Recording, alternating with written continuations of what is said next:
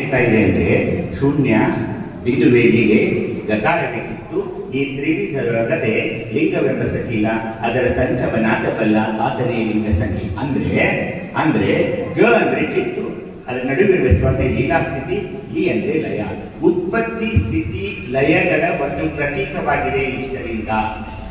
ನಾನೀಗ ಹುಟ್ಟು ಬಂದೆ, ನೀವು ಹುಟ್ಟು ಬಂದೆ, ಒಂದೇನಾದ್ರೂ ಕಾಯಕದಲ್ಲಿ ಇರಲೇಬೇಕು. ನಾವು ನಮ್ಮ ಧರ್ಮದ ಒಂದು ಅತ್ಯಂತ ಮಹತ್ವದ ತತ್ವ ಎರಡೇ, ಒಂದು ಕಾಯಕ, ಇನ್ನೊಂದು ದಾಸೋಹ.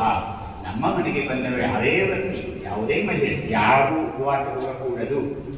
ಮತ್ತು ನಾವು ಸತ್ಯಶುದ್ಧ ಕಾಯಕದಿಂದ ಬಂದಂತಹ ದ್ರವ್ಯವನ್ನೇ ವಿನಿಯೋಗಿಸಿ ಬಂದ ಅತಿಥಿಗಳ ಒಂದು ಸತ್ಕಾರ ಅತಿಥಿ ಸೇವೆಯನ್ನು ಮಾಡುವುದು ಧರ್ಮ, ಕಾಯಕ ದಾಸೋಹ. ಹೀಗಾಗಿ ಏನಂದ್ರೆ ನಾನು ಜನಿಸಿ ಬಂದೆ, ಉತ್ಪತ್ತಿಯಾದ